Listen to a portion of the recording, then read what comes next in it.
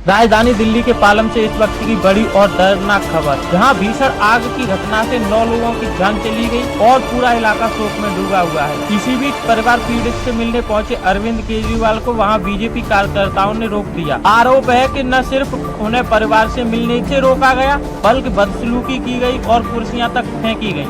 सोचिए, जहां एक तरफ परिवार अपनों को खोकर सदमे में है, वहीं दूसरी तरफ ऐसे संवेदनशील मौके पर टकराव और हंगामा देखने को मिल रहा है। क्या दुखी परिवार के घर पर भी राजनीति होगी?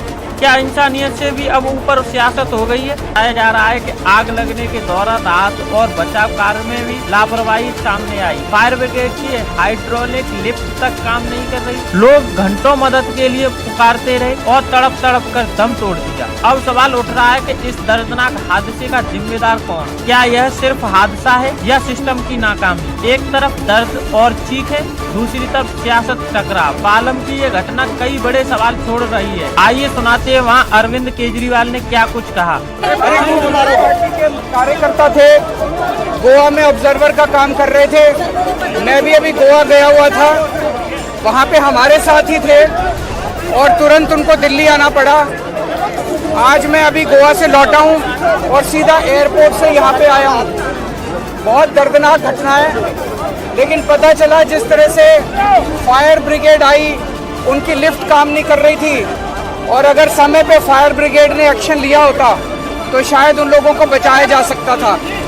लेकिन ज़्यादा बड़े दुख की बात यह है, आज मैं परिवार से मिलने के लिए यहाँ आया और यहाँ पे बीजेपी के कार्यकर्ताओं ने, बीजेपी के नेताओं ने जिस तरह से गुंडागर्दी और लड़ाई झगड़ा किया हुआ है, एक परिवार जिसके 9 लोगों की मौत हो गई, उनसे सहानुभूति करने की बजाय इन लोगों ने गुंडागर्दी मचा रखी है।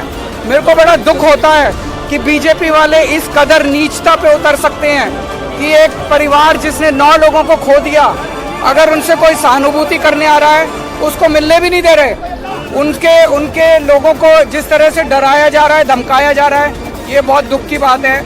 और मैं मांग करता हूँ कि जो पूरी घटना की जांच की जाए कि फायर ब्रिगेड को मशीनें काम क्यों नहीं कर रही थी, आग क्यों लगी, और जिस तरह से ये बीजेपी वालों ने किया है, इसकी हम कड़ी निंदा। तो आपने सुना, ऐसी ही बड़ी खबरों के लिए जुड़े रहिए KL न्यूज मीडिया के साथ। धन्यवाद।